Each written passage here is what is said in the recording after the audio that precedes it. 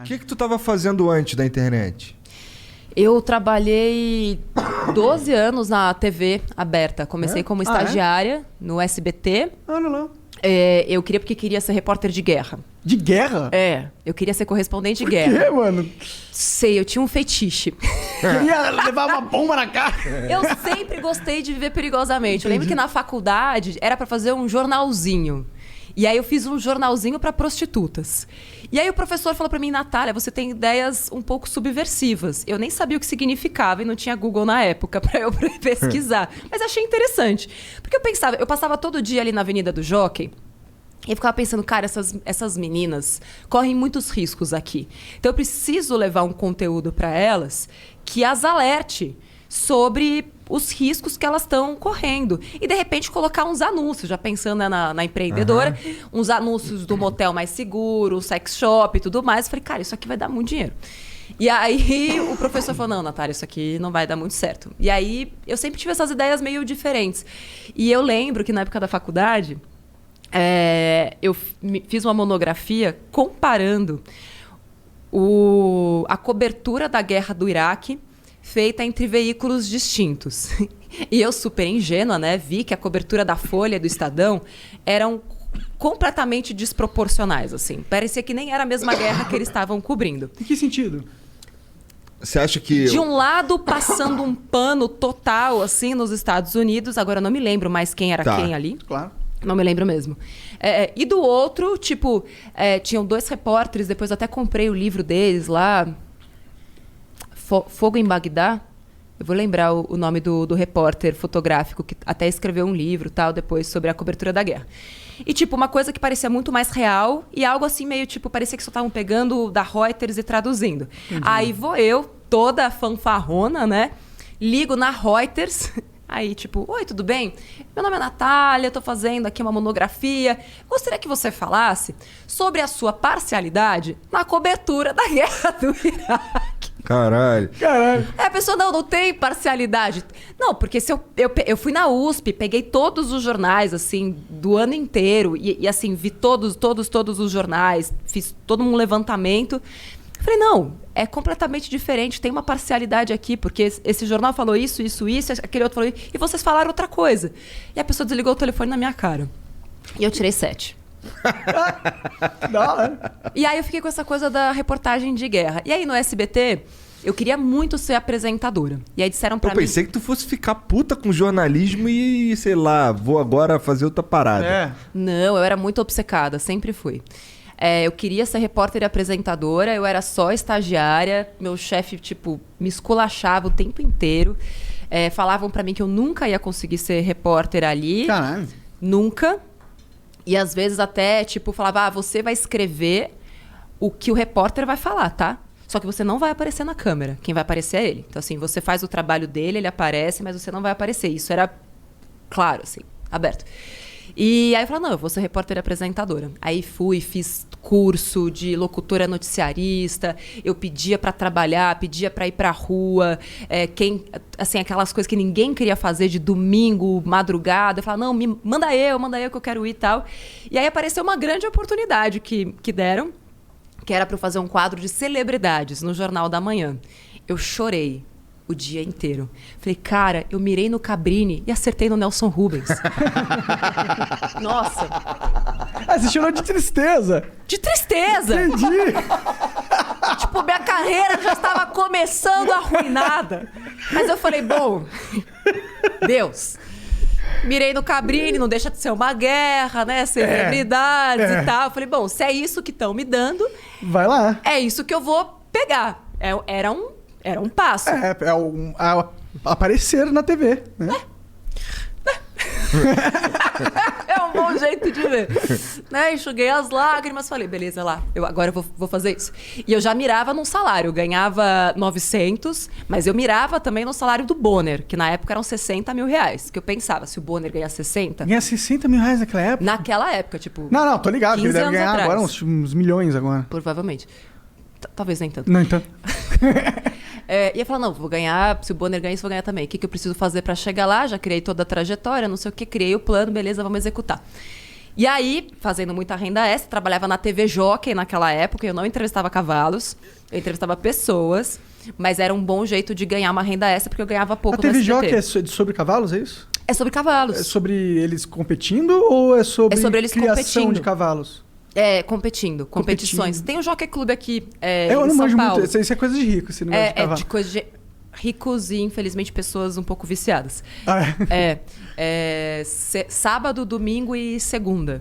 E aí, enfim, foi uma boa oportunidade que eu vi também, agarrei. Era eu, uma câmera no teto, pombas pousando assim na câmera, um microfoninho, e eu ficava, tipo, num radinho, agora mais pra direita, mais pra esquerda. Essa era a minha vida na TV Jockey, enfim. E eu lá no SBT, falei, não, preciso ser repórter e tal, não sei o quê. Beleza, fui fazer esse quadro, e aí eu pedia cada vez pra fazer mais coisas. Não, eu quero ir pra rua, eu quero ser repórter, né? Eu quero ir pra guerra, aquela coisa, né? E aí, depois de uns 2 anos, surgiu uma vaga na Record. E aí, uma menina que tinha saído do SBT foi pra lá. Ela sabia que eu me virava nos 30. E aí, naquela época, eu ganhava uns R$2.500 fazendo um monte de hora extra. Eu tinha 2 empregos no SBT. Eu trabalhava das 9 da manhã à 1 da tarde e das 4 da tarde à 1 da manhã, porque eu fazia 2 programas diferentes. E aí, ele tocou meu telefone. Você dormia? Eventualmente. Mas eu tava focada. E eu precisava comprar meu apartamento à vista quando saísse da faculdade. Então eu tava virada no giraia pra juntar uma grana. Já tava investindo naquela época e tal. Então eu tinha um plano muito claro na minha cabeça. Por que você tinha isso? Por que você já... Seus pais te ensinaram essa parada? Não. O que te... Não, meus pais me deram... Não. Eu até conto isso no livro, né? E pra mim foi a melhor coisa que eles me deram. Tipo, eu queria tal coisa. Não. Cresça e apareça. Quando você tiver seu dinheiro, você faz. Hoje a gente não tem. Então, assim, nunca me faltou nada, mas nunca sobrou nada. Nunca teve, tipo, presente era Natal e aniversário. Passou de ano, eu lembro que tinha colegas da escola que, passou de ano com nota 10, ganha uma boneca. Passou de ano, nota 10, não fez nada além da sua obrigação. E isso forjou a mulher que eu sou hoje, né? Entendi. Porque aquilo mas você me incentivou. entendia de investir? Você sabia que naquela... Porque o brasileiro não investe até hoje. Investe, você não fale isso, tá? Não. Porque a nós maioria... estamos mudando a vida financeira das pessoas no pouco. Com certeza. Mas se for comparar com os Estados Unidos, lá, proporcionalmente falando, e lá atrás era menos ainda. E você já tinha essa visão. Por quê? Como? Como que você tinha a visão de investimento? Você viu na TV? Não, eu tinha 8 anos. Dá tempo de contar as histórias todas? Olha, cara, o tempo é seu. O tempo é seu. Mas eu vou resumir a história toda. Eu tinha uns 7 anos. A gente estudava escola particular, somos em 3 irmãs em casa. Aquela coisa, né? Pra pedir desconto no atacado. Era aquela escolinha do bairro e tal, mas que bom, conseguimos estudar bem. Beleza. E aí tinha a rica da classe, assim, né? Era classe média e tinha a rica. E aí ela chegou e falou, meu pai fez uma poupança, eu tinha uns 7 anos, pra gente ter um carro quando a gente fizer 18 anos. Natália, visionária desde aquela época, falou, carai, velho, um carro. E eu já queria fugir de casa desde aquela época. É sério, eu fazia planos já de fuga. Não, se eu levar uma maçã, eu preparava a mochilinha e tal. Caramba. E aí eu falei, beleza, eu preciso ter um carro com 18. E aí perguntei pros meus pais se eu tinha uma poupança que nem ela tinha pra comprar o carro. Meu pai falou, não, cresça e apareça. Imagina, auge da inflação, confisco da poupança, foi bem naquela época, ali 91, 92. Beleza. Eu falei, bom, então eu preciso... A gente é da mesma idade, então. Preciso dar os meus corre, eu sou de 85. Preciso dar os meus corre. Como é que eu vou fazer pra ter dinheiro pra comprar um carro aos 18? E aí, de vez em quando, meu avô vinha e dava, tipo, uma moedinha pra gente. Naquela época ainda era cruzeiro, um pouco depois, né, que virou real, ali em 94, 95. E aí eu falei, preciso de dinheiro. Comecei a juntar dinheiro, pequena mesmo. Já comecei a pedir pra trocar o presente de aniversário para todo mundo por dinheiro. Guardava tudo num cofrinho. E aí eu ia juntando. Eu fazia cálculos e fazia... eu fiz um alfabeto... Doida, eu sei. Eu fiz um alfabeto codificado para que só eu soubesse quanto dinheiro tinha no meu cofre. Quantos anos você tinha? Eu comecei com 8, mas o alfabeto codificado foi com 9. Entendi. Para as minhas irmãs, caso tivessem acesso ao meu cofre, se elas tirassem dinheiro de lá, só eu ia saber que elas tiraram, porque eu tinha um alfabeto codificado. Exatamente. Quando eu falo essas coisas, eu falo, mano, eu tinha um problema muito sério. Não, eu não sei como que você incrível. pensou isso com 9 anos. Só isso. Porque eu tinha um pensamento... Eu sempre pensei no longo prazo, Não, sempre. não, isso não é pensar ao longo prazo, cara. Isso é criar um código em línguas pra... é trocar o presente por dinheiro. What the fuck? Quando eu tinha 8 anos, eu não sei, eu nem falava direito, pô. Eu acho que será que o homem é mais retardado nesse sentido, eu sei cara? que eu sou mais retardado. Eu também. Não, eu sei que eu sou... Assim, nunca conheci nenhuma história semelhante. Mas, de novo, depois estudando a economia comportamental e tudo mais... E assim, eu fui fiel ao meu plano até os 18 anos de idade. E quando eu percebi que eu não ia ter dinheiro suficiente fazendo só as manobras que eu usava, eu comecei a ganhar dinheiro das formas que eu podia. Então, eu... ia para 25 de março, comprava camiseta, fazia tie-dye e vendia na escola. Fazia umas pulseirinhas lá de barbante e vendia na escola. Promovia uns bazares na minha casa. Comecei a fazer propaganda, porque eu descobri... tipo, uma vez me chamaram para fazer teste de propaganda. Eu tinha uns 12, 13 anos e ganhei R$50 num dia. Eu comecei a infernizar minha mãe. Eu quero fazer publicidade, eu quero fazer propaganda. E aí, então, na minha adolescência... Fiz muito desse tipo de coisa. E aí, com 18 anos, naquela época, eu tinha R$6.800. Entendi. O que hoje equivaleria a R$25 mil. Enfim, e eu Dá pra comprar um carro. Não, dá pra comprar um carro usado. Eu queria um Escort conversível. Dava pra comprar um bug, no caso. E eu ficava, finais de semana, olhando o jornal e circulando qual era o carro que dava pra eu comprar. E eu lembro que tinha um carro repetido.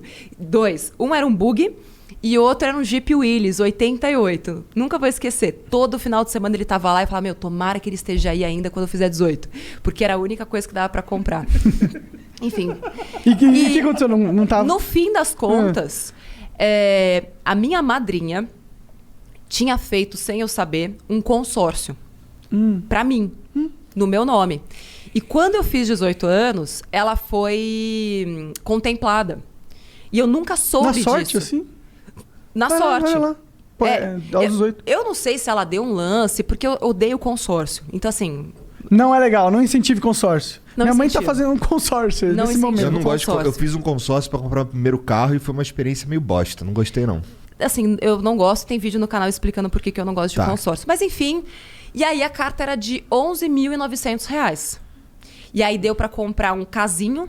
peladinho, mas que era maravilhoso. E aqueles R$6.800, falei, bom, isso aqui vai ser o meu primeiro passo para o meu apartamento quando eu sair da faculdade. E aí que eu comecei a investir, porque até então eu nem sabia que existia investimento. Eu fico pensando, eu já fiz esse cálculo, né, de quanto dinheiro eu perdi dos 8 aos 18. Nossa! Por não ter investido, nem que fosse na poupança, que naquela época até rende... Hoje é uma bosta, tá? Poupança, não faça isso. Mas depois que eu fui entender que o dinheiro podia trabalhar para mim e que quanto mais eu me esforçasse com a força dos juros compostos, aplicando em bons investimentos, e fiz muita cagada como todo mundo, perdi dinheiro em fundos de investimento, porque, né, brilhou o olho e tal. Mas foram todos esses aprendizados que hoje me proporcionam poder ensinar isso para as pessoas. Porque é um conhecimento de vivências. E já estava dentro de você desde pequenininha, né? Pois é. Que engraçado isso, que loucura. É uma loucura mesmo, gente. Mas aí tu tô falando demais. Tu estudou... tá falando demais parei, mesmo. Acabou. Caralho, Beijo, que cuzão. gente, Não, porra, é porque seca a boca. Foi o que ela falou, pô, não foi? Obrigado por ter assistido mais esse corte do Flow. Eu queria te dar hoje, agora, nesse exato momento, uma dica suprema. Existe uma carreira aí que tá no hype, que é a programação. São as pessoas que estão mais ganhando dinheiro neste exato momento. Tem mais oportunidade de qualquer outra carreira por metro quadrado. Então você agora tem a oportunidade de aprender programação na sua casa com a Tribe. Mas você ainda tem uma coisa mais legal ainda. Você não tá com dinheiro? A Tribe ela tem uma opção onde você começa a estudar.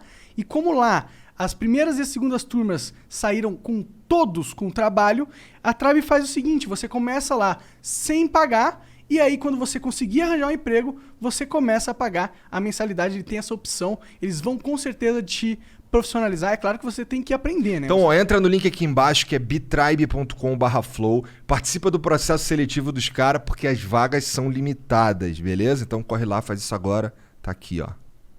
Beijo.